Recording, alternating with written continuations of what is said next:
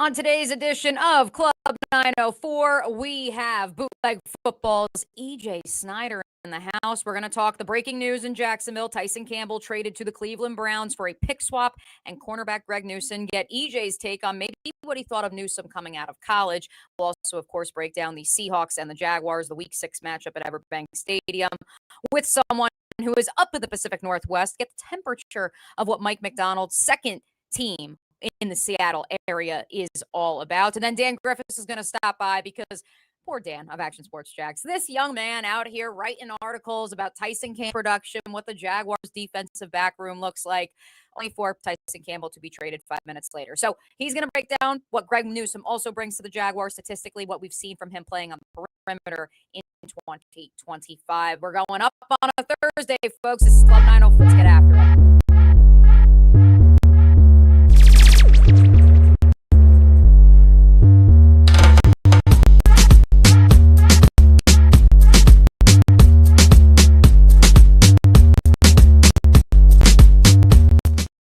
Welcome to a Thursday edition of Club 904, syndicated on the Action Sports Jax 24/7 channel. I promised you guys we would be back in the podcast studio, and here we are. If you're watching live, thanks for hopping in with us, whether you're watching on YouTube, Twitch, X, one of the many ways you can interact with us here on the show. Be sure to leave a comment. Make sure you like, subscribe to our friends at the Action Sports Jax 24/7 channel. And while you're subscribing to things, maybe you want to head on over to the O'Brien NFL Notebook. Just posted a 2-part edition of the midweek notebook. One of those little nuggets, one of those little scoops, if you may, that we like to call it, the O'Brien NFL Notebook. We're going to share that a little bit later on the program. But first things first, I realized I introduced the show. I did not say who I am. In case you're joining us for the first time, I am Mia O'Brien. He is EJ Snyder of Bootleg Football. So excited for you to make your maiden voyage on this show, sir. Thanks for hopping on with us. How's it going? Show looks great. Sounds great. Happy to be here, and it's a fun matchup. So we're going to have some good times. Yeah, and it was kind of funny because the trade goes down, and you're obviously 3 hours behind us on the West Coast, so I didn't want to bother you this morning. But as I left for the gym this morning at 6 a.m., I'm thinking, all right, well, for Greg Newsome and a pick swap. But then I was like, you know what? EJ also covers the NFL draft pretty in depth. He knows a thing or two going back to that 2021 NFL draft class when Newsome was taking 26th overall by the Browns, and then Tyson Campbell was taken with the first pick of the second round. So give us your initial thoughts on this trade that the Jaguars and Browns, the second that they have made in the last 6 months. Reaction to this trade is the Spider-Man meme in terms of the players in their skill sets and size and many other things. It's kind of two of the same guys pointing at each other. And it didn't make a lot of sense to me based on that. I was like, so why? And it doesn't really start to make sense until you back off a little bit and look at the sort of halo surrounding this trade in terms of finances. Tyson Campbell's obviously signed. Newsome's contract's expiring at the end of the year. The ages are similar, but I forgot that Greg Newsome was so young. I went and looked up his age this morning. He's 25. He's in his 5th NFL season, folks. That means he was 20 when he was drafted. He was an absolute young pup. And there was a lot of high hope for him coming out of Northwestern when Cleveland drafted him. And I think it really got realized in the 2023 season. That was the one where he really went off. He had a, NFL passer rating allowed of 80. He had 20 PBUs. He had 11 PBUs. He had 20 stops. This was the sort of manifestation of him as a player that everybody went, aha, see, that's why we got him. And so you're not getting that version. I would love to say that you are. He has declined a little bit since then. But in terms of what the Jags get, this is an expiring asset. They get Campbell's money off the books, not for next year because they have a dead cap hit next year, but the 2 years after that, we're talking about almost $50-ish million that their young GM now has to play with if they didn't see Campbell as a fit going forward. And again, they drafted him to be a press man heavy corner. They're playing a lot more zone under Campanelli, and they might have just said, hey, we got a lot of money tied up in this guy. We don't see him as a puzzle piece going forward. So that's where the swap starts to make sense. The 6th and 7th round picks were thrown in just to kind of balance it out money wise. But overall, like, you're getting a similar player in Newsome who actually might be a little bit better in this scheme. I'm not trying to hype him up, but he might fit a little bit better. But you're getting another body in the defensive back room. You're not making a hole, and you get the contract space that you want really a couple of years from now. As Ryan O'Halloran of the Florida Times-Union is reporting, the Jaguars will take a $19.5 million dead cap hit in 2026, but in 2027 and 2028, nearly $50 million of new cap space has been made available. And so obviously that's a feather in James Gladstone's cap as he continues to build this franchise in his likeness. EJ, you brought up Anthony Campanile, the defensive coordinator for the Jacksonville Jaguars in his first season. Let's tie these two storylines together, the trade for Newsome, what we've seen from the defense that has turned over offenses more than anyone else in 2025. Why is Newsome more of a fit for this zone scheme? And what have you liked so far from Camp's defense? Well, I'll start with the second question first because I'm going to have more fun with it. The defense has, again, been transformed. They were a man-heavy unit. They are a more zone-heavy unit now than they were. The pass rush is, I would say, still good. I think a lot of people slept on what Jacksonville's pass rush was because the coverage was so poor behind it. They just didn't pay attention.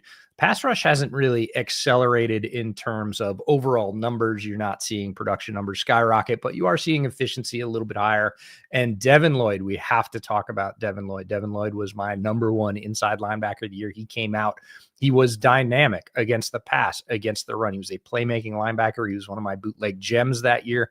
And he showed flashes of that in Jacksonville, but he never really lined up with that. And we talk about fit and scheme all the time when we're talking about quarterbacks, when we're talking about wide receivers. We don't really talk about it with inside linebackers, but inside linebacker is a position kind of like nickel, kind of like tight end that takes a little bit longer in the league to really sort of come up to speed, to get your feet under you. And even when he did that, Devin Lloyd, that is, you didn't see that same kind of game-changing ability in Jacksonville that you did with him in college.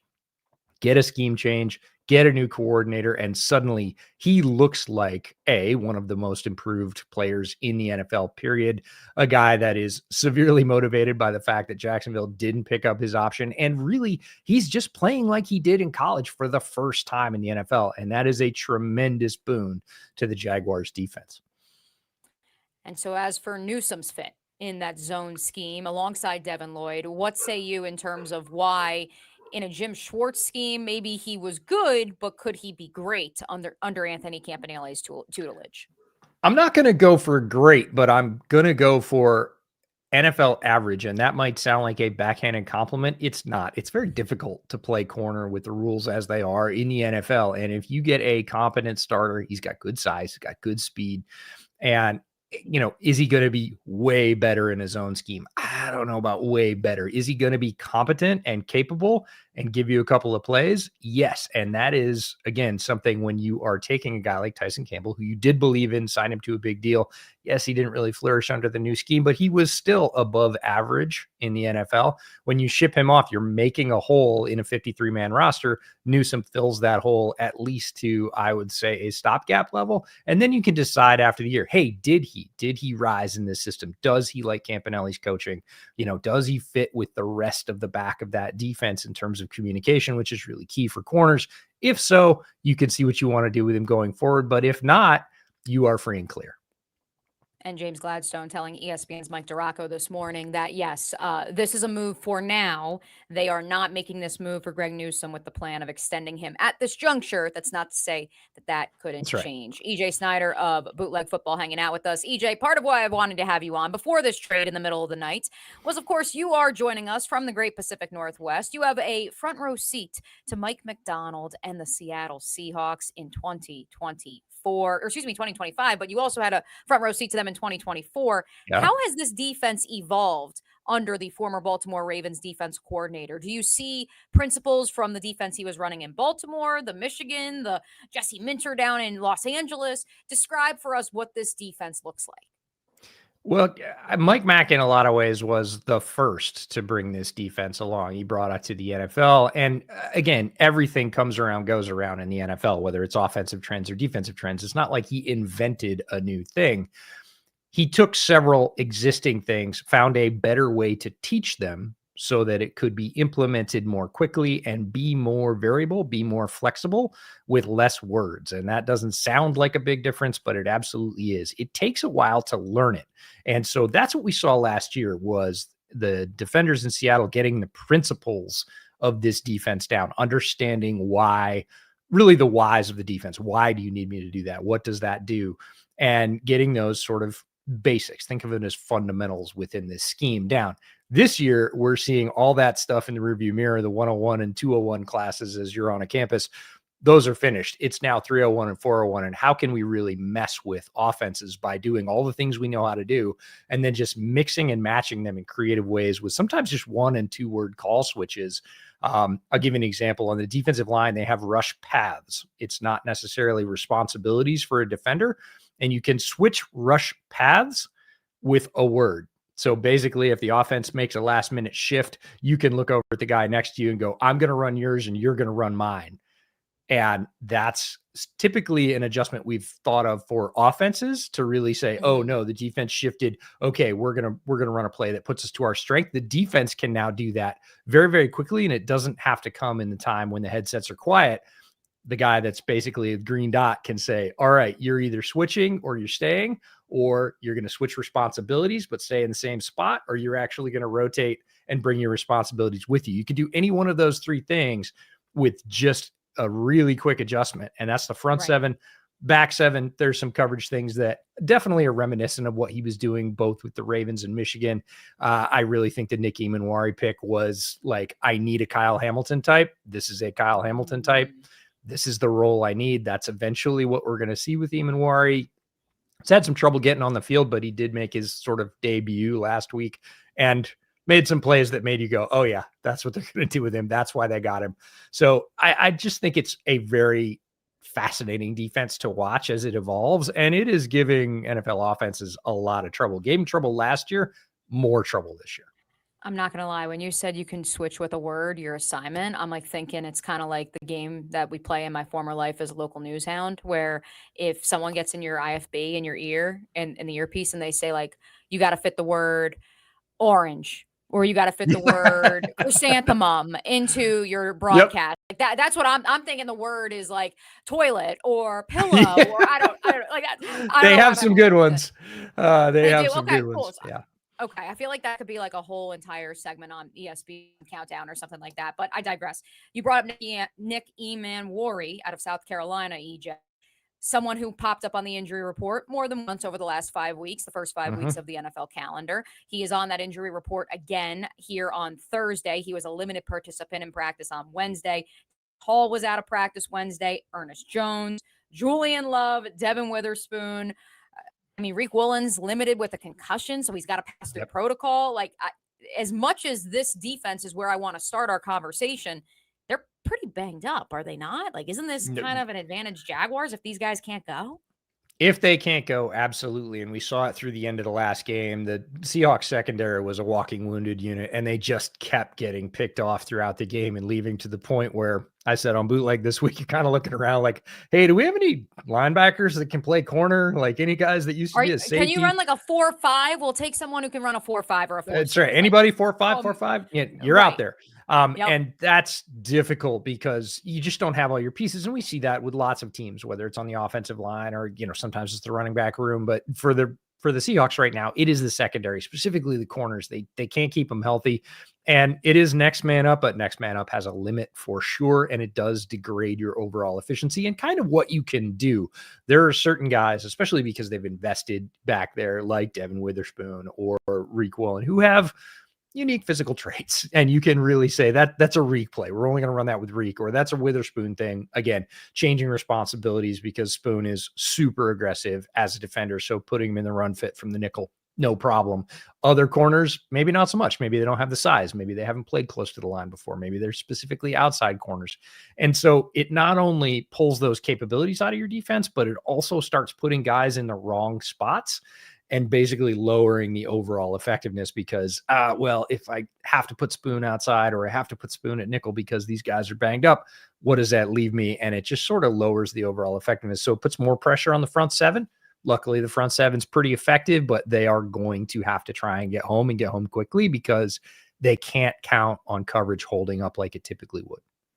This is an interactive podcast, so of course we've got plenty of comments coming on YouTube, Twitch, X right now. Jamie out in the UK, shout out to Jamie, who's a subscriber to the Mo Bryan NFL Notebook as well. I'm really intrigued to see how we line up at corner against JSN and Cooper Kupp, especially with Newsome not having any real time to settle in prior to Sunday. So let's flip it on over to the offense for the Seattle Seahawks, excuse me, EJ. I wrote down on my notes, Sam, lots of like little stars for an expletive. Darnold. I would like to start there, but since Jamie brings up that wide receiver duo, chicken or the egg question, we love those here on Club 904. Is Sam Darnold succeeding because Sam Darnold is really good, or is he succeeding, A, because he has JSN, who is looking like a first-team All-Pro at wide receiver alongside Cooper Kupp, and B, because Clint Kubiak is bringing back running the football like there's no tomorrow? I'm going to go D, all the above. Like, okay, cool. Darnold is playing better than he did in Minnesota. And that's something, because he played very, very well in Minnesota for KOC. He's actually playing better. And I don't think anybody predicted that. They said, a lot of people were saying, if he can play as well as he did for the Vikings and they can protect him, because that is integral to Kubiak's system, like that has to work. And that was the big worry, because the Seahawks offensive line was hot garbage last year in terms of pass protection. They were really, really bad. They were down at the bottom of the league. And everybody said, if that's the case, like none of this is going to work. Darnold's not going to have time. He's going to die. He's not that super escapable guy in the pocket. He can manage a pocket pretty well, but he needs time. Turns out the Seahawks made those investments, drafted Gray's Abel, got the upgrades. The pocket is holding up enough, and Darnold has ascended in this offense because he is getting that running support. And we got to talk about JSN. JSN is blowing the doors off, and I'm not talking about good for a young receiver or good for a Seahawks receiver or anything else. He is the best receiver in the NFL right now. And you can prove that historically. So when you go back to the best wide receiver seasons that we've seen in recent history, Cooper Kupp's Triple Crown season, both of the Tyreek Hill seasons where he was leading the NFL, their yards per route run, which is one of my favorite stats, were in Kupp's case, it was high 2s, low 3s. And in Reek's case, for both those seasons, it was like 3.2 and 3.8 yards per route run. JSN right now is at 4.14. That is far better than all those seasons, which were some of the best seasons in NFL history. So he's not just playing well. He is ascending to being one of the very best players in the NFL, regardless of position. So if you're the Jags, how do you stop that? You don't. Can you? Okay. No, you don't. He is at the level right now that Puka is at. Puka's the only guy close to him, by the way, in yards per out run, where you just have to sort of concede where Justin Jefferson was a couple of years ago, where you're like, Justin Jefferson coming to town this weekend. We're not stopping Justin Jefferson. We might limit him. And if that guy gets out of here with, say, 110 yards and a touchdown, we win. Right. But if he goes off for 180 and 2 scores, we lose. So we have to limit him, do the best we can against him, frustrate him, try and make him not the easy first option, because Darnold will absolutely hit him then, but even try and have that coverage hold up a little bit because he's getting open later in the play as well. He's doing everything well. So no, you don't stop a guy like that. He's doing the short routes well, the intermediate stuff, crossing, outbreaking, in-breaking, deep down the field. Like nothing is not working for him right now. So you just hope as a defense to let him get his, but limit the overall impact. One quick note, EJ, before I get your prediction for Sunday. The right guard position for the Seahawks. I'm being told by the streets, and by the streets I mean Jaguars friends of Twitter, that is an area that Seahawks fans have earmarked as the bane of their existence. Why? Why is that the weakest link? It does seem to be a cursed position. They have rotated multiple players through that spot. Last year, it was the gate. Like it literally, that spot on the offensive line allowed more pressure than all of the rest of the offensive line pretty much combined. And again, the line itself was terrible, but you know about offensive line play. It is your best 5. It is your weakest link. They have to have that handshake. And opposing defensive coordinators are no different. They're looking for the door. And the door for the Seahawks offensive line absolutely has been right guard. And they're still struggling with that. It's better than it has been, but that is very faint praise because it was literally the worst in the NFL last year. So it's just a spot that, and we see this with other teams as well, not necessarily somebody on the offensive line, but they just can't get tight end right. They just can't get the number 2 wide receiver right. They just can't get free safety right. Like the Seahawks, if you're going to put a mark on the map, it is right guard. And everybody just kind of goes, la, la, la. The rest of them are playing pretty well. We're not looking. So maybe an opportunity for, I don't know, Mason Smith. Like maybe this is the game that he led the Jags in pressures against the Chiefs. I'm just going to throw it. We're going to manifest, EJ. We're going to manifest. Sure. Speak it into existence. Exactly. Before we let you go, who wins on Sunday? Jags, Seahawks. What's the vibe? What's the vibe for you? I'm going to go Seahawks, but in a much closer contest than I would have said if the Jags hadn't gotten that win against the Chiefs. That was a sort of monkey off the back or mental hurdle removed game for them. Nobody believed they could win it. It really didn't look like they were going to win it. Some would say they didn't play well enough to win it, but the bottom line is they did win it. Trevor did make throws in the clutch on that last drive. Yes, he stumbles into the end zone on a very weird play, but the defense is the bedrock of that team. The running game worked enough to keep them afloat, to keep them in the game. And typically, as somebody that's covered the Jags very closely, when Jacksonville's gotten to that point in recent years, most times they've not been able to climb the last part of the hill. And they finally did against the Chiefs in their home stadium in a nationally televised game. Mentally, that is a big deal for them. I think the Seahawks are playing better right now. But again, if the Jags were to win, it was because they can exploit that secondary, because Trevor sort of feels buoyed about, hey, I can do this at a level that maybe he didn't before. The rushing game is going to be tough because Seahawks run D is elite, 3.29 yards per carry on first and second down allowed. That is second best in the NFL. So they're going to make it a struggle. Jags are going to have to play, I'm not going to say mistake free, but they cannot afford to shoot themselves in the foot against a team as good as the Seahawks. They're going to have to limit mistakes, do what they do well. And again, do the same kind of thing they did against Kansas City. Get to the end, be close, and then see if they can make some plays. There is your X factor, folks. Circle it, write it down in Sharpie. 3.2 yards per carry, the second best number in the National Football League when it comes to rushing defense. Appreciate you, EJ, hopping on. And of course, before I do actually let you go, let the folks know what's cooking at Bootleg Football. What can they look forward to coming up on the channel? Yeah, you can find me at Bootleg Football twice a week on the YouTube channel, once a week on our Patreon side, doing recaps and previews for pretty much every game in the NFL between those 3 shows. Also have a Bear podcast, Bear Era. You can find that on YouTube. And other than that, what do we got cooking? We hit 500 videos on YouTube this week. So we are going to be kicking off a little contest celebration, we're going to call it. The Bootleg 500 kicks off next week. I love it. We will be locked in, and we appreciate you hopping in to Club 904. Enjoy the rest of your day. Godspeed. Your son's having football knee surgery.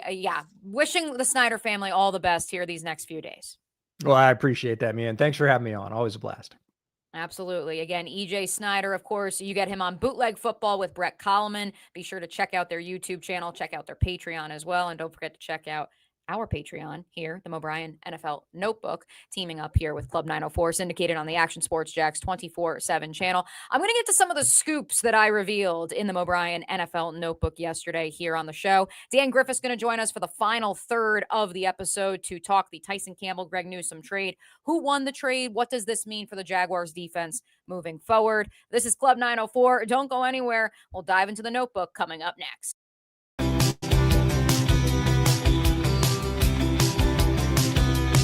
Welcome inside the Armor Guard exterior and gutter helmet showroom. There's a lot going on, like glass exteriors, replacement windows, and down there we have the retractable screens and awnings, plus hurricane protection. More about those gutters, and to do that we bring in Kevin. He's the owner, he's the expert. Why Gutter Helmet? Well, Gutter Helmet is truly the only maintenance-free product. It lets the trash and debris go on the ground, the water wraps around and goes inside. Unlike filters, they sit on top of the gutters, and the trash and debris build on top of filters, which requires maintenance. With Gutter Helmet, we're going to keep you off the ladder, the most dangerous thing in your garage. With gutter helmet, you'll never clean your gutters again. So get off the ladder and put on the helmet. Gutter helmet. Get a free estimate at gutterhelmetofnorthflorida.com. You can also call 904-762-779 or visit the showroom on St. John's Bluff Road in Jacksonville.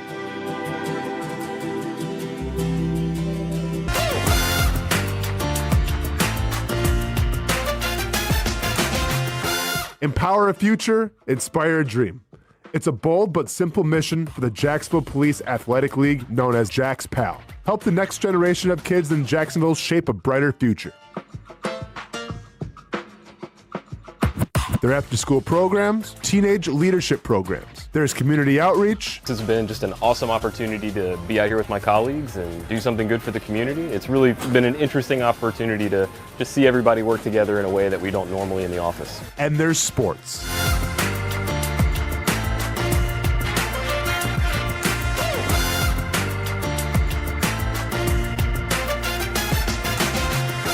There are also ways you can help the next generation with a donation of any kind.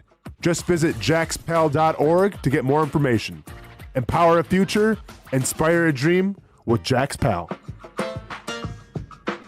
I've been telling you about CGC Water Treatment and Plumbing for a long time now. Their drinking water systems remove up to 99% of contaminants. We've had a Connecticut water softener and drinking water system in our home for more than 7 years. You can see the difference whether you're washing clothes, the dishes, or what I like to do most, fill this up for some coffee every morning and mostly all day. Remember, if you're not filtering your water, you are the filter.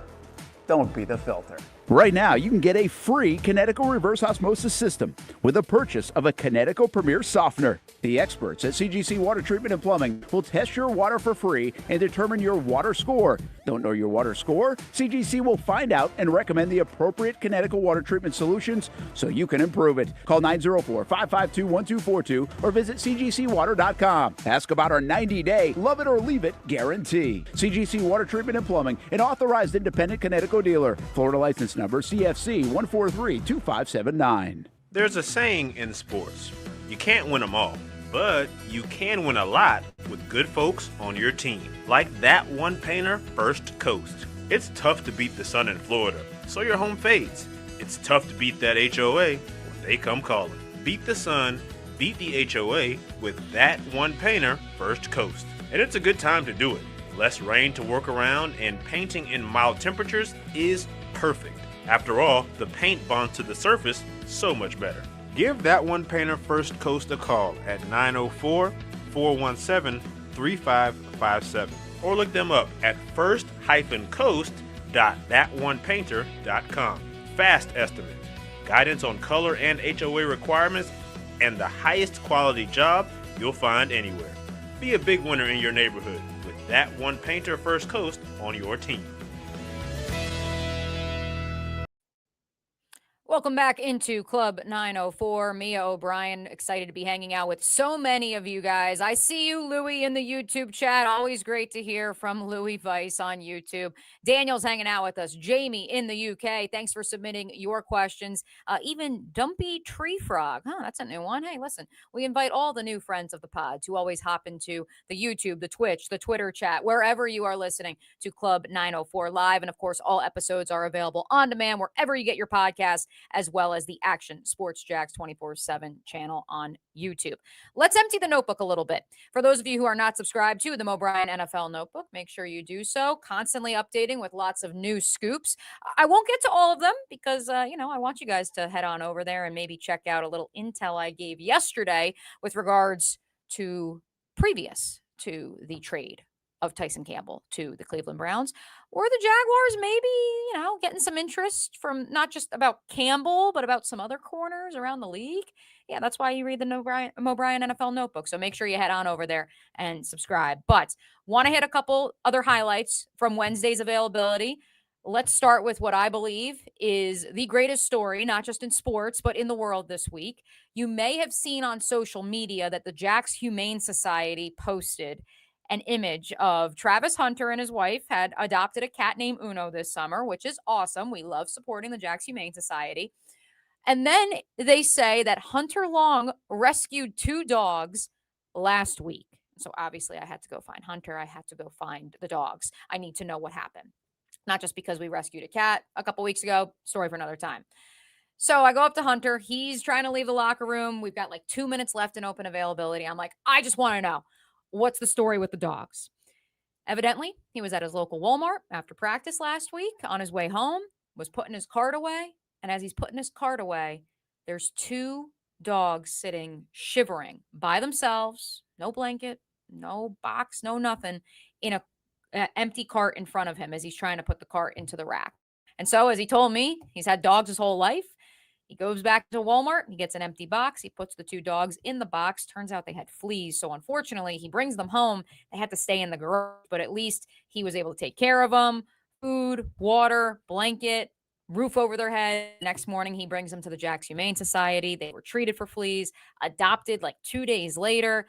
And so really excited to see how Hunter will choose to honor those 2 little pups and the folks at Humane Society, wink, wink, here in the next month plus. But shout out to Hunter. That was just such a heartwarming story. Warms my heart. And of course, with the Jaguars at 4-1, the vibes are high here in Duval County. Speaking of vibes being high, shout out to my friends, the Cook family. Yes, that's your punter, Logan Cook, and his wife, Mary, who welcomed their 3rd son into the world, which is why Logan was officially a DNP at practice yesterday for personal reasons. So shout out to the Cook family. Excited for them to welcome baby boy into this world. Shout out to Len, too, Logan's dad. He's awesome. He's a friend of the pod, too. Finally, Robert Hainsey was the lone notable, besides Logan, absence from practice yesterday. But of course, he wasn't absent. He was just working off to the side after suffering that hamstring injury against the Kansas City Chiefs on Monday night. I was encouraged seeing Robert at least on the field. They didn't keep him inside. For me, that was really encouraging of, okay, he's at least out there working. Now, granted, Yasir Abdullah suffered a hamstring injury 2 Fridays ago.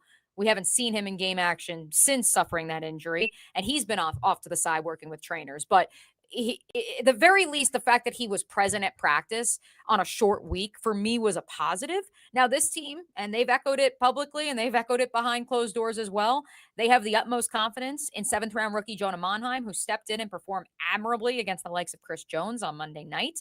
In my estimation, I think that there is an argument that could be made that at this point, at 4-1, you're kind of playing with house money. Wouldn't you rather see Hainsey healthy for the second half of the season? You maybe sit him this week against Seattle. It's a long flight to London, even if the Jaguars are leaving earlier than they previously have in the last few years. You get to London, you play the Rams, and then you have your bye week. Hamstring injuries are tricky, so perhaps maybe you opt, if Monheim performs admirably against the Seahawks, you say, you know what? We're going to roll with the rookie. We're going to see what he has over these next 2 weeks. And then when Hainsey is truly healthy in nearly 4 weeks' time, when the Jaguars travel to Las Vegas to face the Raiders, that is when maybe you see him back in the lineup. I could be wrong. He could be back in the lineup on Sunday, and I think that that would behoove the Jaguars' chances against the Seattle Seahawks if he is truly healthy. But knowing the confidence that they have in the USC product, who, of course, played all 5 positions at the college level, but is going to major in center at the next level, I am really curious to see how the Jaguars play this one. And I also think it'll say something about where they feel they are in the AFC South race. Let's take one more quick break. That means that we're going to have Daniel Griffiths for the long haul of this episode. So let's hit that break. And when we come back, Dan Griffiths is going to join us to break down the numbers, why Greg Newsome is a fit for the Jacksonville Jaguars.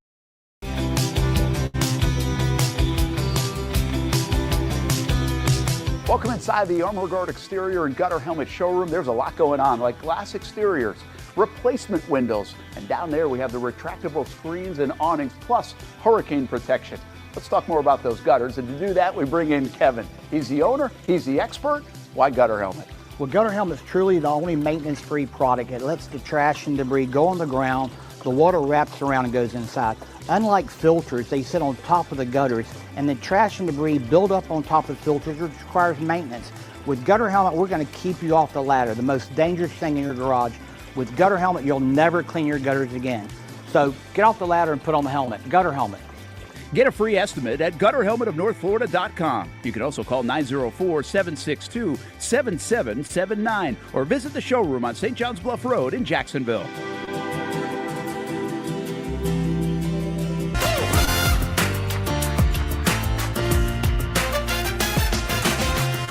Empower a future, inspire a dream. It's a bold but simple mission for the Jacksonville Police Athletic League known as Jack's PAL. Help the next generation of kids in Jacksonville shape a brighter future.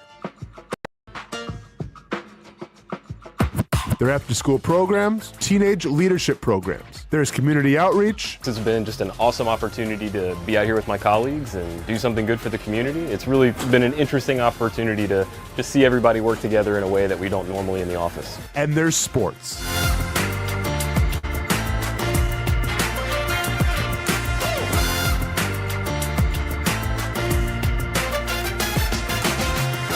There are also ways you can help the next generation with a donation of any kind. Just visit jaxpal.org to get more information. Empower a future, inspire a dream with Jax Pal. I've been telling you about CGC Water Treatment and Plumbing for a long time now. Their drinking water systems remove up to 99% of contaminants. We've had a Connecticut water softener and drinking water system in our home for more than 7 years. You can see the difference whether you're washing clothes, the dishes, or what I like to do most, fill this up for some coffee every morning and mostly all day. Remember, if you're not filtering your water, you are the filter. Don't be the filter. Right now, you can get a free Connecticut reverse osmosis system with a purchase of a Connecticut Premier Star. The experts at CGC Water Treatment and Plumbing will test your water for free and determine your water score. Don't know your water score? CGC will find out and recommend the appropriate Connecticut water treatment solutions so you can improve it. Call 904-552-1242 or visit cgcwater.com. Ask about our 90-day love it or leave it guarantee. CGC Water Treatment and Plumbing, an authorized independent Connecticut dealer. Florida license number CFC 1432579. There's a saying in sports, you can't win them all, but you can win a lot with good folks on your team. Like that one painter, First Coast. It's tough to beat the sun in Florida, so your home fades. It's tough to beat that HOA when they come calling. Beat the sun, beat the HOA with that one painter, First Coast. And it's a good time to do it. It's rain to work around, and painting in mild temperatures is perfect. After all, the paint bonds to the surface so much better. Give that one painter First Coast a call at 904-417-3557 or look them up at first-coast.thatonepainter.com. Fast estimate, guidance on color and HOA requirements, and the highest quality job you'll find anywhere. Be a big winner in your neighborhood with that one painter First Coast on your team. Welcome back into Club 904. Listen, we had to hit our second break a little bit early than sometimes we do here on the program because I knew that we were going to need at least 15 minutes to give this man his due. It is time, and I promise we're going to make an animation at some point in time for this.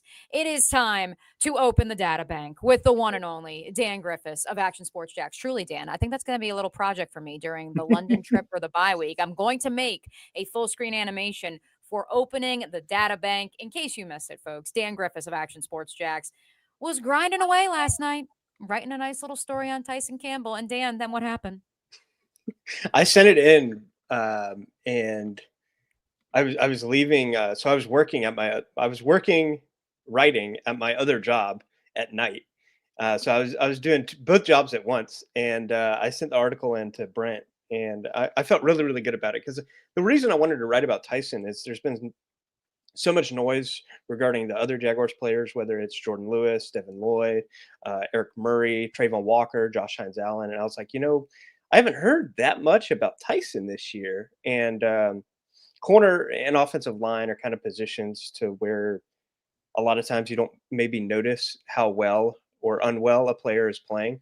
So I was like, you don't want to hear their name called because if their name is called, that means they're doing something wrong, right? Yeah. And there's been a couple of big plays, obviously, that Tyson's allowed. But I was like, how's he doing, outside of those plays? And then 15 minutes after I send it in, it might have been like 17. I go on Twitter and I see like 9 notifications within a minute of people commenting on my, hey, tomorrow seems like a good day to write a Tyson Campbell article. And I was like, oh, no. So I text Brent and I was like, well, go ahead and scrap that one. I'll start working on the Greg Newsome article. But that's all the more reason why I was like, poor Dan. He's out here like, listen, I know the grind, working multiple jobs these days. And like this poor guy like dives inside the numbers. And in turn, I'm curious if that article, the initial article, because we'll get to the Newsome one here in a second, did it reveal positive things about Tyson Campbell's performance in 2025? Middle of the road, negative? What would you say in terms of temperature check? Um, th- if the 4 plays that he's allowed, 50-yarder, 42-yarder, 31-yarder, and a 34-yarder respectively, it's been the Jaguars' longest pass play each week of the last 4 weeks that he's allowed. And truthfully, like the Ricky Pearsall catch, like that's just a good ass play by Ricky Pearsall. Exactly. We could say that. You could say a good ass play on YouTube. You're good. Yes, absolutely. That's all it was. So, in some regard, I have some sympathy for Tyson Campbell. He's allowing about a 51% completion percentage, which is really, really solid. And I posted yesterday, 50% of his yards, exactly 50% of his yards have come on those 4 plays, the 50, the 42, 34, and 31. 157 of his 314 yards. And, if those plays didn't exist, there's probably a world where we view Tyson Campbell a lot differently in Jacksonville, because it's those big plays that really kill you as a corner, especially in regards to people who don't go back and watch Tyson Campbell specifically play every play and film review. They remember those key plays. They remember the broken coverage to Nico Collins where he just walks in the end zone. They remember the one this past weekend on that Tyquan Thornton ugly ball that just kind of hung in the air for forever. It was like a shot put. I was like, what is he doing? And he just like shot puts it up there Arch Manning style. And there it was, just waiting for Tyquan Thornton. And he's also kind of been the one that's been missing out. And a lot of this you could look to the rest of his career he's the guy without the turnovers. Jordan Lewis, Eric Murray. I think he had the first forced fumble against the Texans. He forced the fumble of Nico. He punched it out. But otherwise he's kind of the lone wolf in the secondary right now without the interception. Travis Hunter included, but there's a lot less snaps there for Travis Hunter than there is for Tyson Campbell. So I wanted to go look, and it's like, all right, how well is he playing? The 51 is what PFF has him. 53 is what NFL Next Gen Stats has him at. Either way, really, really good. But it's those big plays that have kind of haunted him and the Jaguars this season. Because I think outside of those, they're playing really, really, really good football. So I think that the Jaguars probably look to Greg Newsome. And I'm sure you agree, a lot of this probably has to do with Travis Hunter, who's playing very, very, very well right now. Yeah. Also, shout out Montero Brown. Yes, we're going to talk about that too. Yeah, hell of a play. But yeah, exactly. Yeah, Tyson, Next Gen Stats had him giving up the second least amount of pressure on targeted snaps behind Travis Hunter. So he had tighter coverage than Jordan Lewis, Jorian Jones, any of the other notable Jaguars defensive backs. Safeties are kind of difficult because you kind of mostly have a lot of separation there on some plays, just because they're not asked to go man up against somebody as many times as the corners. But there's certainly a lot of things to like, but I think that ultimately it was the big plays that were killing the Jaguars, and a reason that they maybe moved to look to move on from a guy that the previous regime just paid $76 million to. Which maybe that's part of it too. Dan, let me get a little technical stuff done as we look at our friends at YouTube who are shouting you out right now, loving the content. Let me quick get this situated. Move. There we go. All right, we got that. And now we head into the real data bank, folks. We head into the film room. Let's get Dan on stage. Greg Newsome versus Tyson Campbell. We're going to get to that here in a second. That's the graphic that you sent me, Dan, that we're going to break down. But I want to start with what we were just discussing.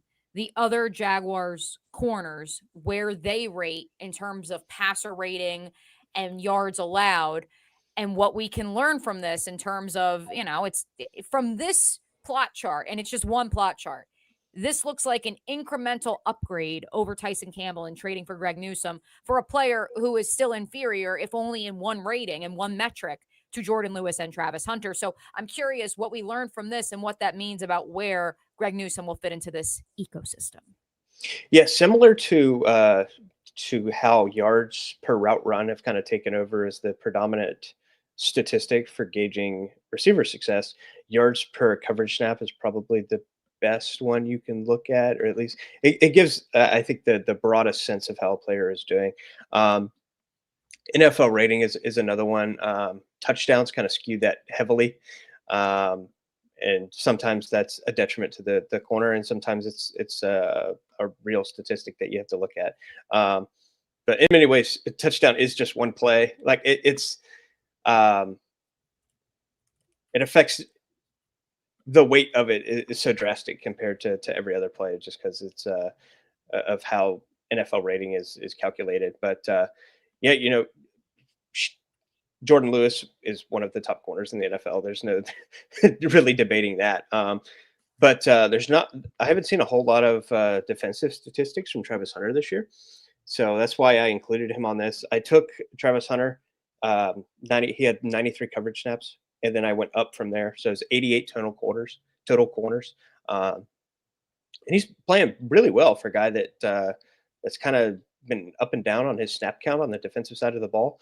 You had the one game against San Francisco where he really didn't play that much at all, and then bounces back this past week and plays admirably, particularly out of the slot, particularly covering Hollywood Brown and Travis Hunter in the slot.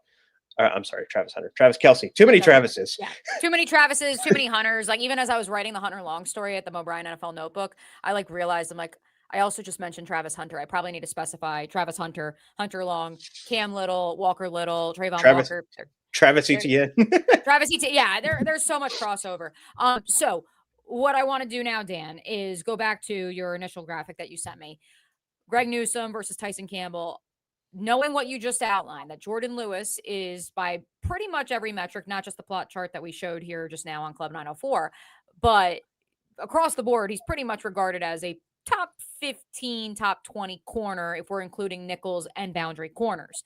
Travis Hunter, if the sample size was larger, is also probably in the top 30 right now. I think I'm fair in saying that. And so what then my question becomes is Greg Newsome has played both the nickel and he has played the outside during his tenure with the Cleveland Browns. And I think that's the question a lot of Jaguars fans have now. Newsome, with no Martin Emerson this season because of the Achilles tear back in the offseason, he has played predominantly outside. And I feel like, at least from gauging, and I haven't spoken with all of my friends in the Cleveland media contingent and inside the building up there in Cleveland. Shout out to my friend Emmett Golden, by the way. He just texted me. Shout out to Emmett. Hopefully he's watching because he wants some intel on Tyson Campbell. He's the best. ESPN Radio Zone. But from what I've seen, it's mixed reviews for Newsome playing on the boundary, but I would assume he is taking Tyson Campbell's spot on the boundary, or am I wrong in saying that? And it's actually Jordan Lewis who's going to slide outside and Newsome's inside. Or let's throw this out there. We keep hearing the best ability is availability, and that's why every offensive lineman is seemingly playing all five positions. Is it going to be a similar process in the defensive back for the defensive background? I'm kind of scared to move Jordan Lewis right now with how well that's how I feel inside. Right. It's not like you feel like you're hampering his ability to make plays. He's making more plays than anybody else in the secondary right now. I think he's kind of cemented himself there in Dallas and now in Jacksonville. Newsome has played a lot more outside than Jordan Lewis has, and has done fairly well. His first two seasons, he played mainly outside at Cleveland and did really, really well. His third season and fourth season kind of played like 50-50 split. I think in 2023, he played a little bit more slot. Still did well. His worst season last year, he ended the season prematurely with a hamstring injury. But the first three seasons, it's kind of similar story to Tyson Campbell, where he started out in the league really hot, and then last year kind of had a bit of a cold season. I think his NFL passer rating was in the 120s, something like that. But the first 3 years, 88.3, which is like really respectable. It's not the Sauce Gardner like 37, but what he's you're now asking, getting called for PI and for pass interference and this, that, and the other. So yeah, it's okay. Sauce Gardner, there's going to be regression to the mean, and perhaps with Greg Newsome, maybe that was a little regression to the mean last year, or maybe just an outlier. And there's also like different expectations regarding the Jaguars with Greg Newsome compared to Tyson Campbell, to where you no longer feel like he has to be like a top 10 corner like you did maybe with Tyson Campbell because of the contract and because of what we did see in 2022. Greg Newsome comes in, and it's more so, I feel like a piece of the puzzle rather than like you need to be the focal point of the secondary, which is kind of, I think, what the expectation or the hope was for Tyson Campbell. And I think that especially moving from a man-heavy scheme to now a more aggressive zone, get balls on hands system in Anthony Campanelli's defense, you're going to have a lot of guys in the secondary that have that quick burst to go make plays on balls. You have a lot of eyes on the quarterback, and I think that certainly will behoove both the Jaguars and Greg Newsome. That's a great way of putting it, though. You no longer have the pressure on this quote unquote high draft pick from the 2021 draft, because of course Greg Newsome was taken 26th overall. Tyson Campbell was taken 33rd overall. You no longer have this notion of, well, he needs to be a top 10 corner because he's paid like a top 10 corner because Greg Newsome is in the contract here. James Gladstone, in case you missed it this morning, in speaking with ESPN's Mike DiRocco, was non-committal and saying that a long-term extension was 100% on the table for Newsome. And so if you're the Jags, it's a rental, yes, but ultimately if it's the right rental and you want to extend him long-term, you'll probably get him cheaper than the Browns would have gotten him. And if he does walk, you get a comp pick. And so that's where I think it's just good business for Jacksonville. Again, clearing $50 million off the books for 27 and 28, even if it's a player who the previous regime thought was a pillar. And so you asked me, Dan, so now you get to be the moderator. You asked me, the host, you said, is this an opportunity now for Travis Hunter opposite Jordan Lewis, which I would agree with, although I do think the plan remains for him to play both positions at defensive back and wide receiver. I do know that they are very high on Monteric Brown in the building. They like Buster, and they especially like him in a similar zone scheme. No, not quite identical, needless to say, because it's college versus the NFL, but he played in a zone scheme at Arkansas, and he led the SEC in interceptions. And he's finally healthy from the foot injury. Again, your foot's kind of important if you play the sport of football. And so, I mean, and anecdotally speaking with the guy over the last few weeks, like Buster had to really get used to walking again, let alone running at full speed. And so I think he's finally there. Jarian Jones is also healthy after the injury that he had against Cincinnati Bengals, played through it. When I asked Liam Cohen yesterday and this is again before the Tyson trade, I asked this one for other reasons. Again, this is why you should subscribe to the Mo Bryan NFL Notebook. I was asking about the share of reps opposite Tyson between Buster Brown, Travis Hunter, Jarian Jones, and Liam kind of said, yeah, we continue to rotate those three guys. Well, now I would say the expectation is you're going to continue to rotate those three guys. Maybe you believe you can give more snaps to Travis Hunter, or maybe they really are that high on Buster Brown, but I know that they evidently also value Jarian. And so maybe this is what opens up the door for him to have a second audition at being that number 2 corner. But then who's the number 1? Like that's can your nickel corner be your number 1? Like, is that allowed? It would be fun if down the line, maybe towards the end of the season, it ends up being Travis Hunter. That would be like the story for the season. And it does help certainly that the Jaguars have kind of played. This is like the toughest stretch of the Jaguar season. Yes. So down the line, you may get, you're not going to be facing the Jamar Chases, heck, Ricky Pearsall is one of the best statistically one of the best NFL receivers this year. This week you're playing Jackson Smith and Jigba, who's really taken off this season. Started to at the end of last season, and kudos to him. He's playing really, really good ball.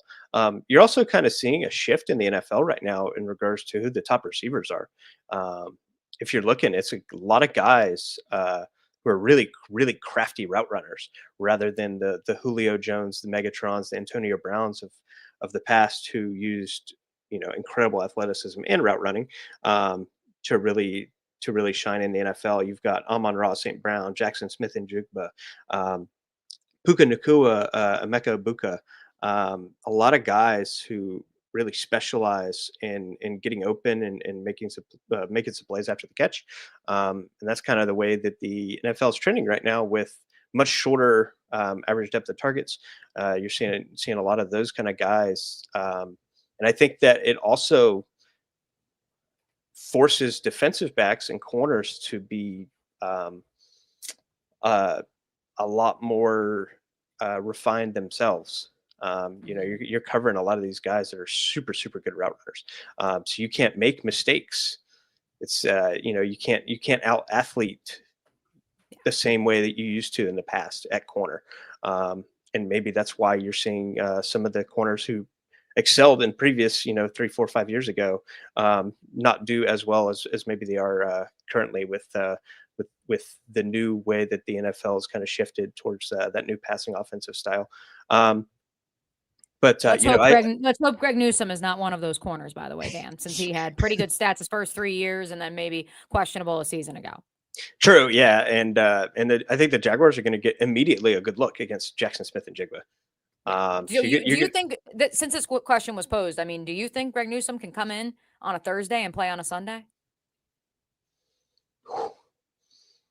We'll end on that, since Fleet and Footy's coming up next on Action Sports Jax 24/7 channel, by the way. We're leaving you with the stumper, Dan.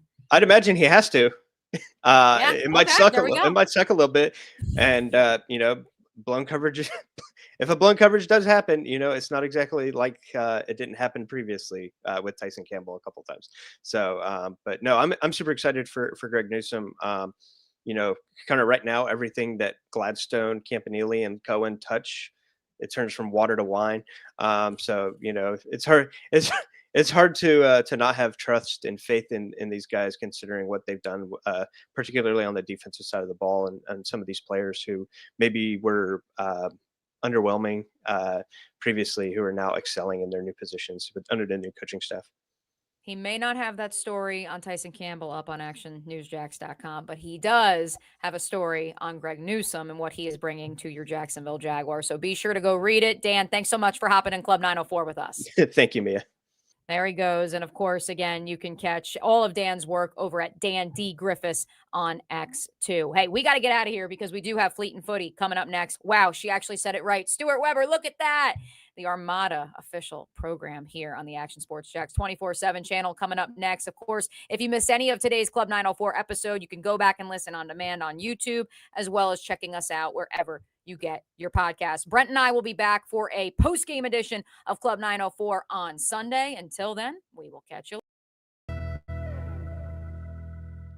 Sun's out, suits out. That's right, it's summertime in Florida, which means it's time to say goodbye to bulking season and hello to shredding season. But if you're like me, you're having a hard time sculpting and shaping those final pounds. That is until I came and saw my friends over at Ponte Vedra Vein and Aesthetics. Right now, everyone is hopping on the Evolve X train, and the only destination is finding your perfect summer body. The technology uses electrical muscle stimulation and radio frequency energy to cause your muscles to contract, all while heating up those deep layers of your skin and tissue to produce collagen and reduce fat.